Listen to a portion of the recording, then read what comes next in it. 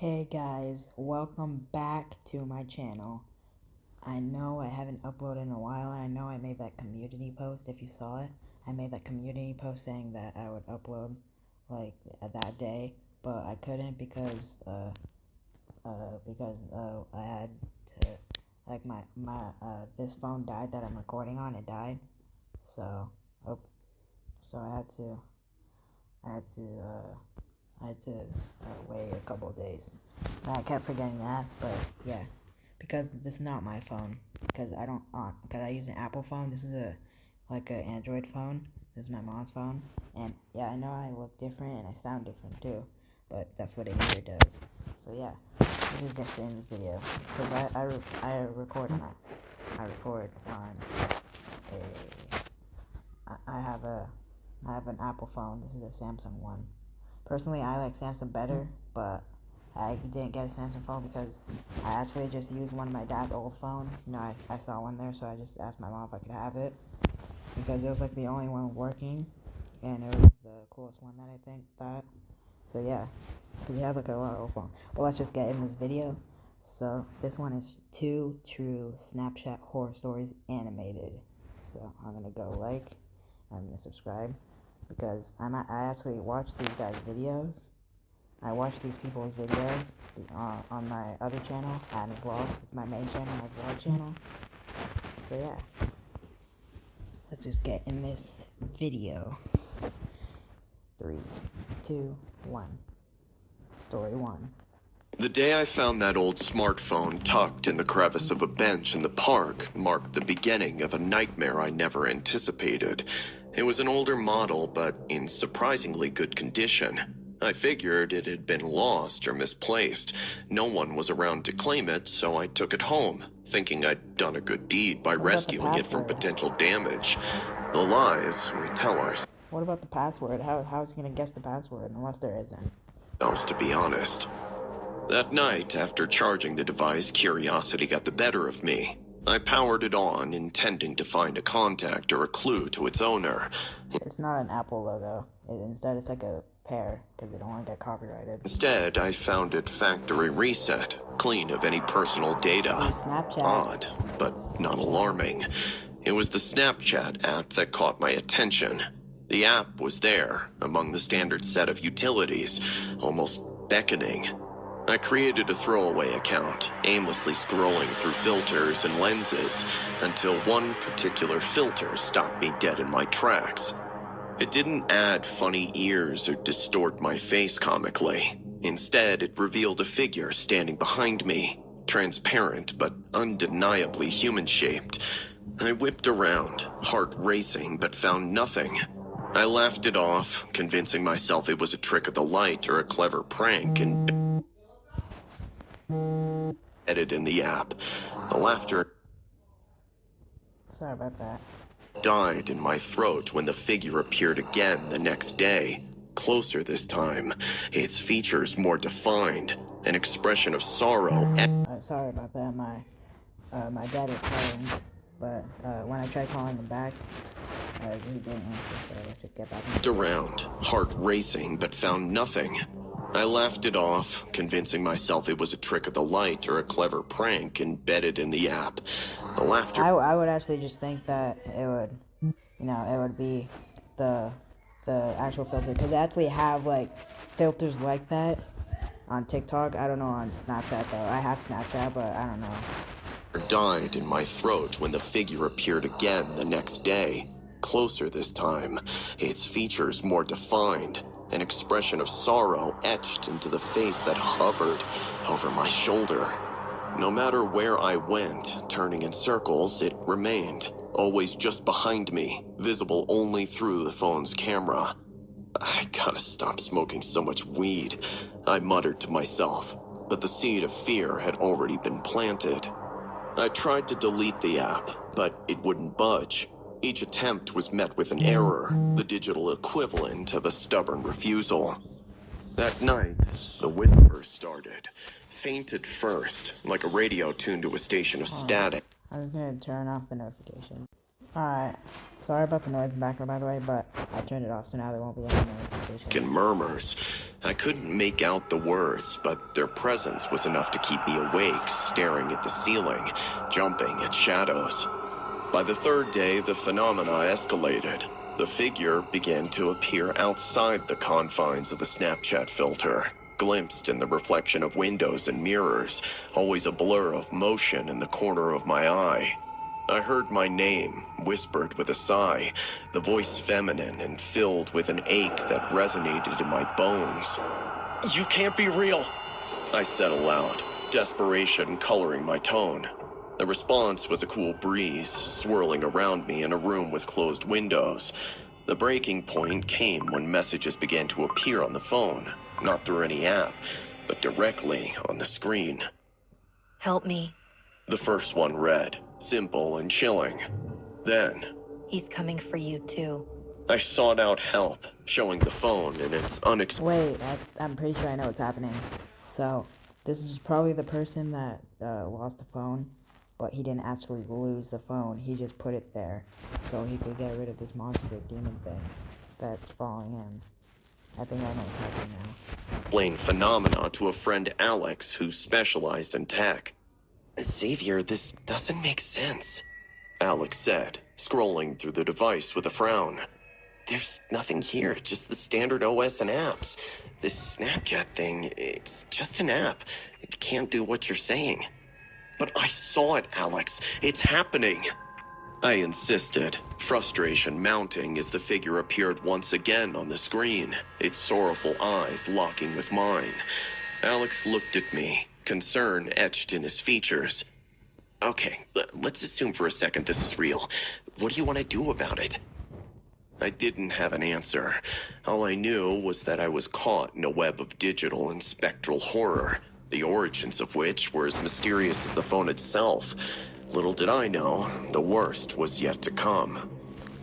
The following days blurred into a relentless stream of terror.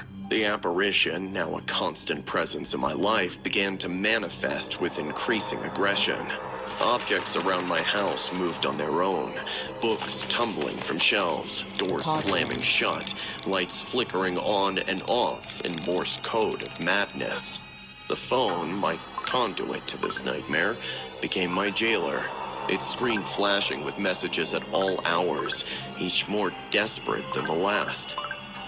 At night, just as I started descending into sleep, I started feeling like someone was holding on to my legs. Yet when I would wake up with a jolt, there would be nothing. To be honest, if this was me, I don't know why you just didn't delete the app. I would have just deleted the app.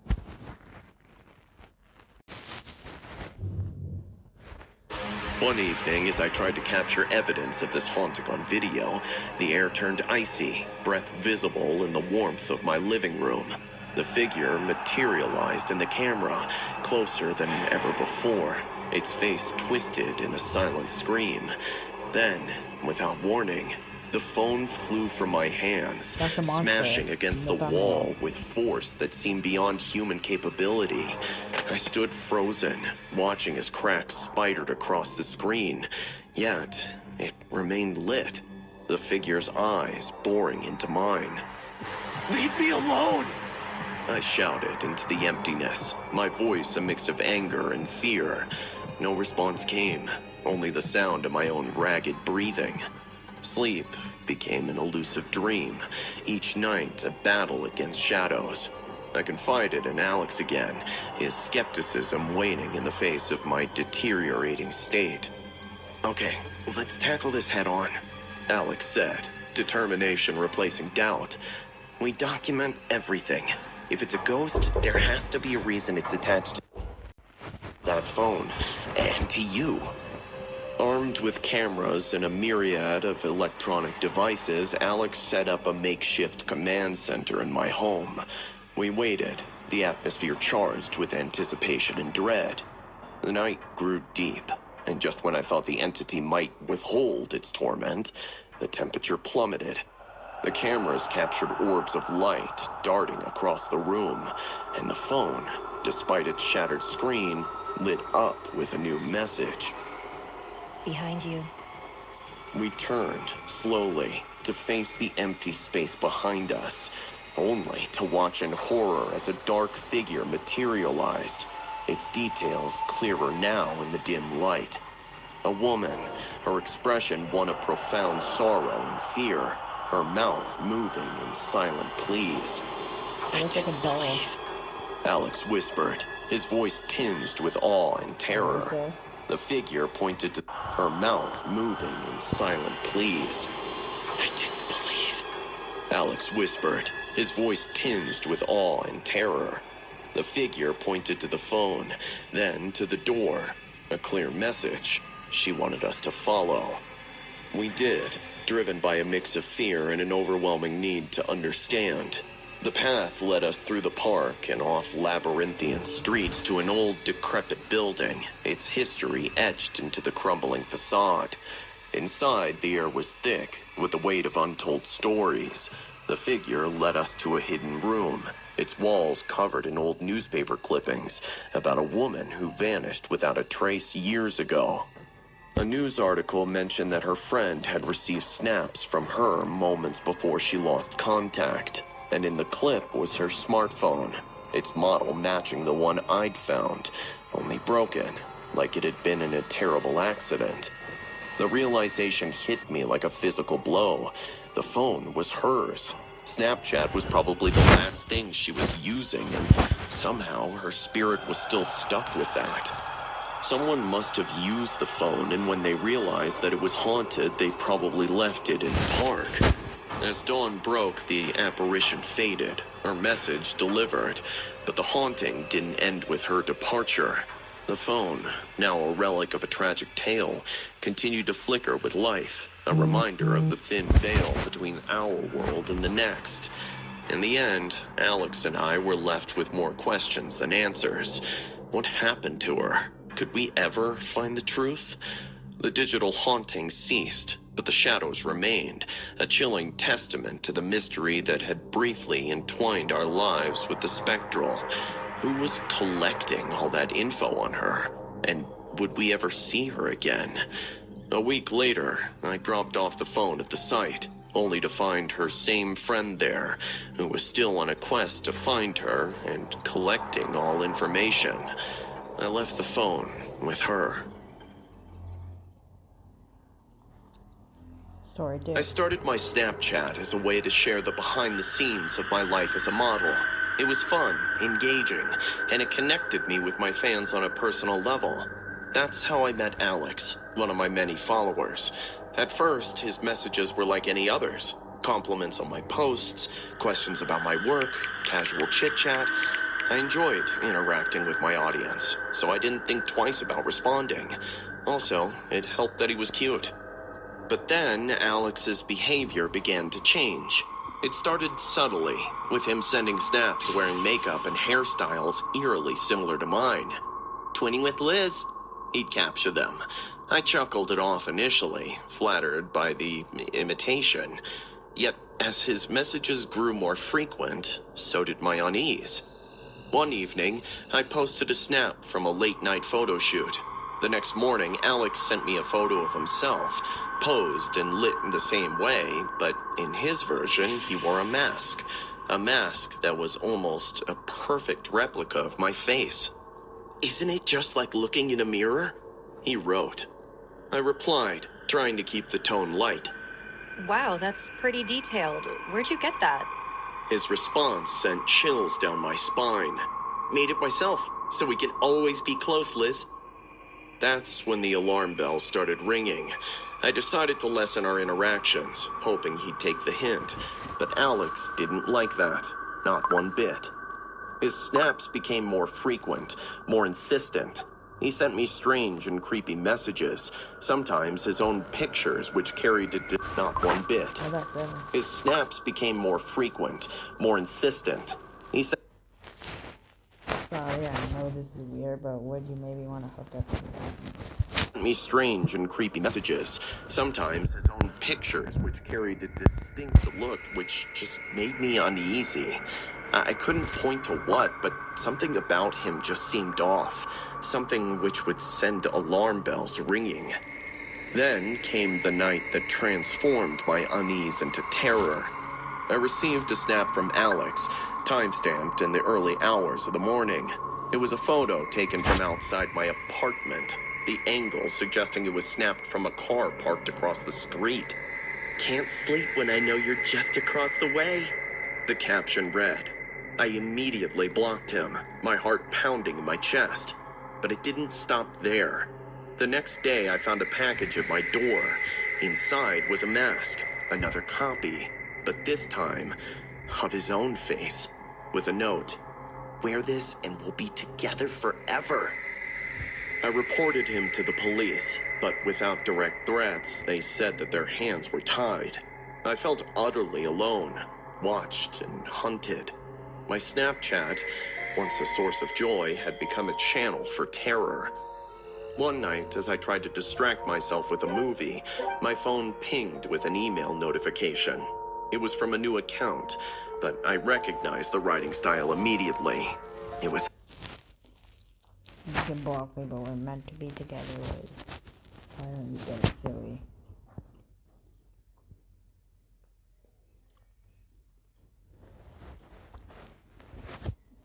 Alex. "You can block me, but we're meant to be together, Liz. Why don't you get silly? I love you.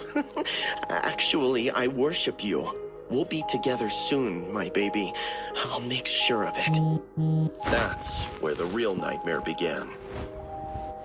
The days that followed were a blur of paranoia and dread. After receiving that harrowing mail, I felt Alex's presence looming over me like a shadow, his madness infiltrating every corner of my life.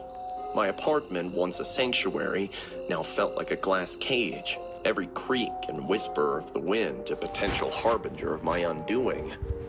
I doubled down on security, installing additional locks and surveillance cameras. Yet the thought of Alex out there, watching, waiting, twisted my insides with fear. The police patrols provided little comfort.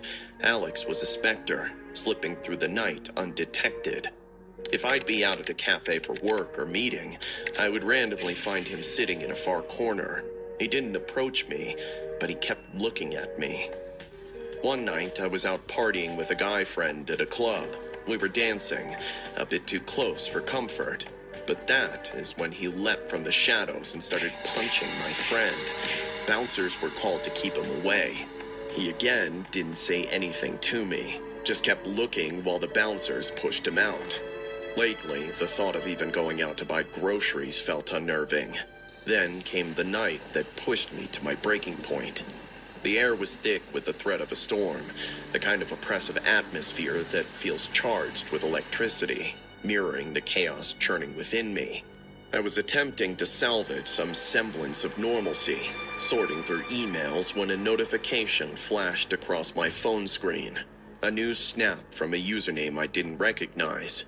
Curiosity overcame my apprehension, and I opened it. It was a photo of my building's front entrance, taken from across the street. The caption sent a shiver down my spine.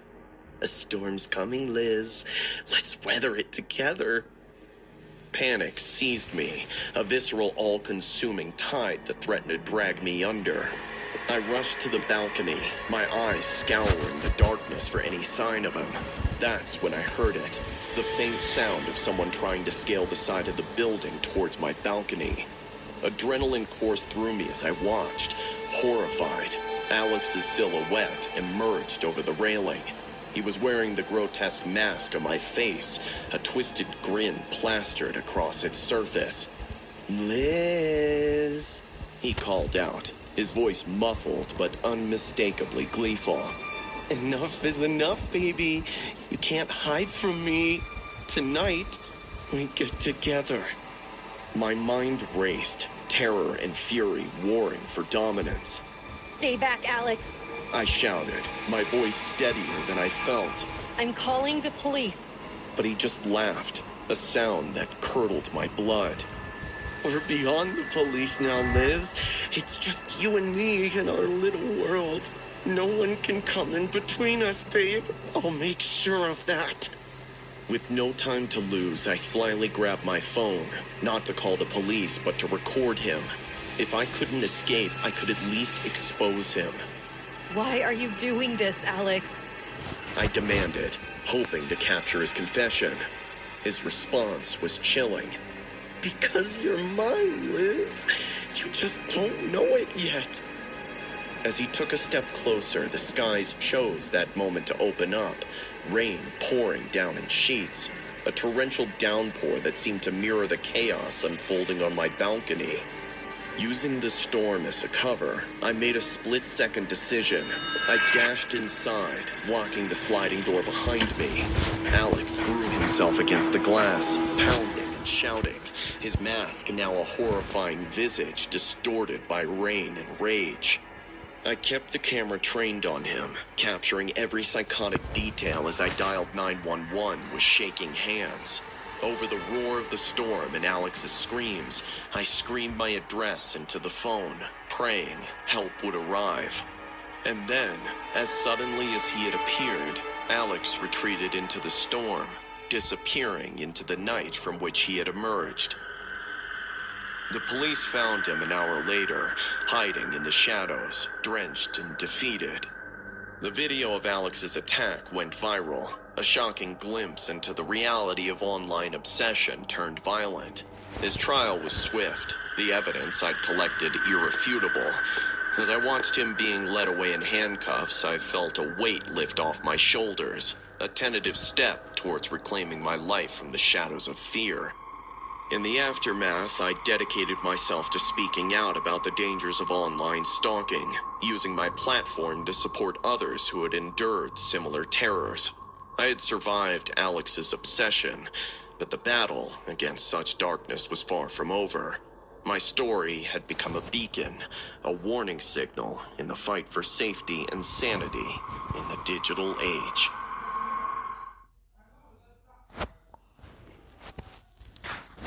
That was actually good. Guys, sorry I wasn't really talking that much. I didn't really know what to say because there's nothing really too crazy going on where I knew what to say and all. But yeah, if you're wondering why I have a different background, it's because we used to be in Canada, but we moved to a different country because in Canada it was getting too expensive there, so we moved away.